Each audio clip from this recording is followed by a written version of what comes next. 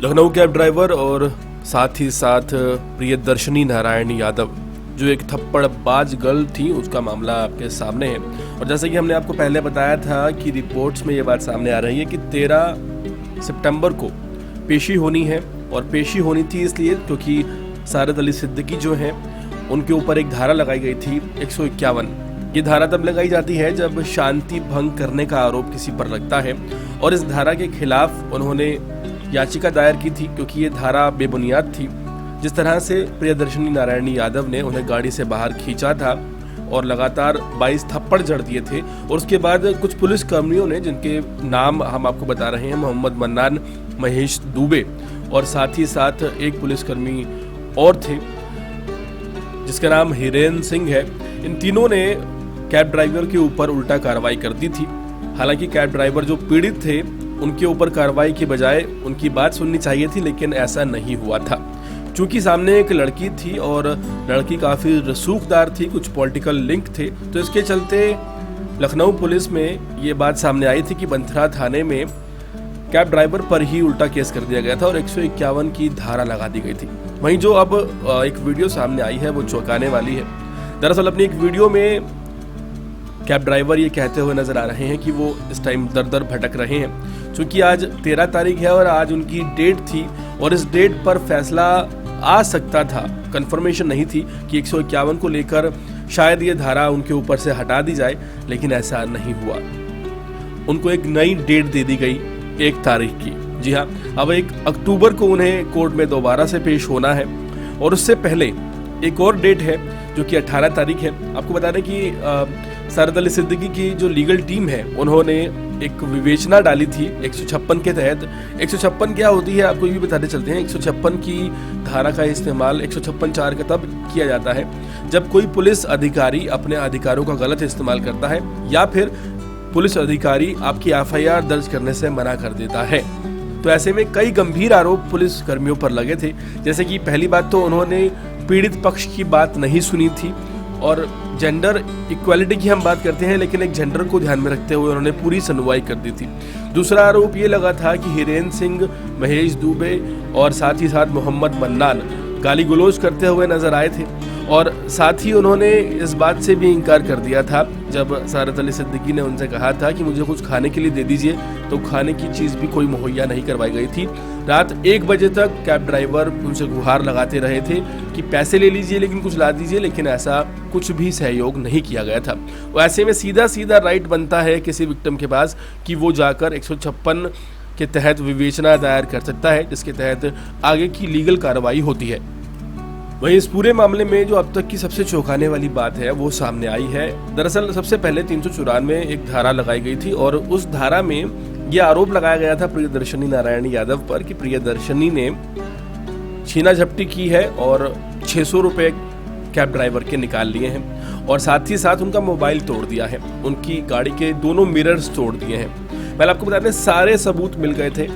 जहाँ तक कि देखिए, एक सबूत की अगर बात की जाए तो वीडियो में जो वायरल हुआ था CCTV वीडियो, उसमें साफ नजर आ रहा था, जो कि पुलिस ने जारी किया था, कि किस तरह से प्रियदर्शनी पहले मिरर तोड़ती हैं और फ़ोन भी तोड़ती हैं, वो भी तोड़ती हुई नजर आ रही हैं, और पैसे निकालने का एक प्रूफ सामने नहीं आया है। वहीं इस पूरे बयान पर सारद अली सिद्दीकी का कहना है कि मैंने कोई ये तो नहीं कहा कि मेरे 10,000 रुपये निकाल लिए गए या लाख रुपए निकाल लिए गए, मैंने सिर्फ ये कहा है कि मेरे 600 रुपये निकाल लिए गए, क्योंकि एक जो कैब ड्राइवर है वो सिर्फ 600 रुपये ही या 1000 रुपये ही दिन में कमा पाता है, इससे ज़्यादा नहीं कमा पाता।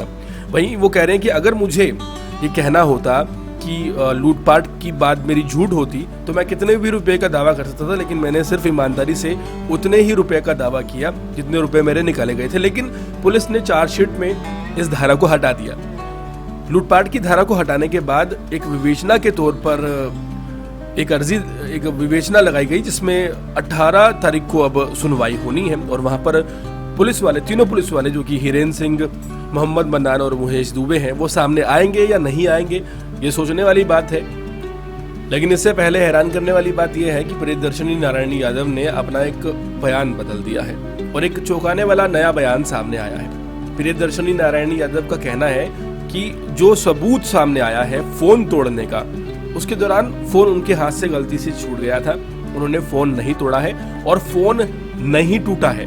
प्रियदर्शनी नारायण यादव वायरल गर्ल जो है उसका साफ कहना है कि फोन टूटा नहीं है, सिर्फ उसके कुछ पार्ट्स खराब हुए हैं। वहीं दूसरी तरफ अगर हम पीड़ित पक्ष की सुने, सारद अली सिद्दीकी की सुने, तो सारद अली सिद्दीकी का साफ कहना है कि मेरा फोन 25,000 रुपए का था, वीवो फोन था और वो पूरी तरह से टूट चुका है, उसमें कुछ नहीं बचा है।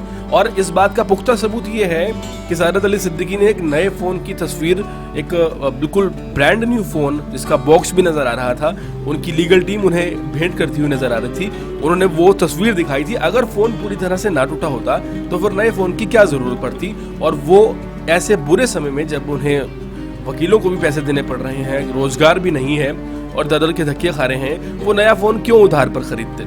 वेल, ये एक पॉइंट है जिसको नोटिस किया जाना चाहिए कोर्ट की तरफ से। वहीं आपको बता दें, जिस तरह से एक नया आरोप प्रियदर्शनी ने लगाया और खुद को बचा लिया है ये कहकर कि फोन टूटा नहीं है, उनके हाथ से छूट गया है और फोन के कुछ पार्ट्स टूटे हैं, ये वाकई शर्मनाक बयान है।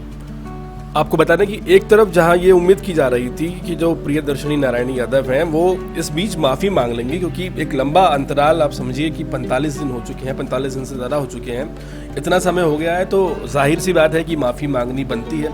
लेकिन माफ़ी मांगने की बजाय एक नया वीडियो सामने आता है जिसमें मोहतरमा दावा करती हैं कि जो एकमात्र सबूत है कैब ड्राइवर के पास कि उनका फ़ोन तोड़ते हुए दिख रही है, उसको भी झुटला दिया जाए। और झुटलाने की पूरी कोशिश कर चुकी हैं और लगभग झुटला चुकी हैं इस बात को कि उन्होंने कैब ड्राइवर का फोन तोड़ा। उनका कहना है कि वो गलती से गिरा और उसके कुछ पार्ट्स टूटे हैं। वेल, ये अब कोर्ट पर डिसाइड होता है कि वो क्या निष्कर्ष निकालते हैं। वहीं एक और हैरान करने वाली बात सामने आई है जो कि कैब ड्राइवर के भाइयों को लेकर है। आज की जो तारीख थी कोर्ट में, उसमें कैब ड्राइवर ने ये सुनिश्चित कर दिया कि कोई सोल्यूशन नहीं निकला है और तारीख आगे बढ़ा दी गई है। 1 तारीख की डेट दे दी गई है और 1 तारीख की डेट सिर्फ उस धारा को हटाने के लिए दी गई है। समझिए आप, 151 की धारा, जो धारा उन पर बेमतलब बेबुनियाद लगाई गई है, जिसका कोई लॉजिक नहीं बनता, जो कि उन्होंने शांति भंग नहीं की है। ये भी समझ से बाहर है कि कोर्ट ने क्यों आज ही डिसीजन नहीं दिया। 151 की धारा सरासर बेबुनियाद है। अगर एक कैब ड्राइवर को पीटा जा रहा है, लगातार थप्पड़ मारे जा रहे हैं, उसमें वो शांति भंग कैसे कर सकता है? बल सोचने वाली बात है। और दूसरी सोचने वाली बात यह है कि जो 18 तारीख है, 18 तारीख को एक और सुनवाई होनी है। कैब ड्राइवर सारद अली सिद्दीकी के भाइयों पर भी केस चल रहा है। अगर आपकी नॉलेज में नहीं है तो आपको बता दें कि कैब ड्राइवर और उसके भाइयों पर लगातार केस चल रहा है और वो अपना पक्ष अलग से रख रहे हैं। एक तरफ देखिए बैलेंस करने की कोशिश की जा रही है, एक तरफ सारद अली सिद्दीकी का जो पक्ष है उसको हमेशा टाला जा रहा है, लगातार डेट दी जा रही है, और दूसरी तरफ जो दूसरा मुद्दा है, जिस मुद्दे में सारद अली सिद्दीकी आरोपी हैं, उनके भाई आरोपी हैं, उसकी डेट भी नजदीक आ रही है। तो ऐसे में क्या है कि एक तरफ सुनवाई नहीं है, दूसरी तरफ प्रेशर है। तो ये जो बैलेंस बनाया जा रहा है, ये कहीं ना कहीं न्याय प्रक्रिया जो है उसको डगमगा सकता है। बल हाल फिलहाल की अगर बात की जाए तो जब से प्रियदर्शनी नारायण यादव ने ये बात कही है कि मोबाइल उन्होंने नहीं तोड़ा है, और ये बात सामने आई है कि उनके भाई पर भी जो केस किए गए थे वो बदस्तूर जारी हैं। ऐसे में चौंकाने वाली बात यही है कि अब क्या प्रियदर्शनी रिहा हो जाएंगी और वो तीनों भाई जेल चले जाएंगे, या इन तीनों भाइयों को भारी जुर्माना भरना पड़ेगा?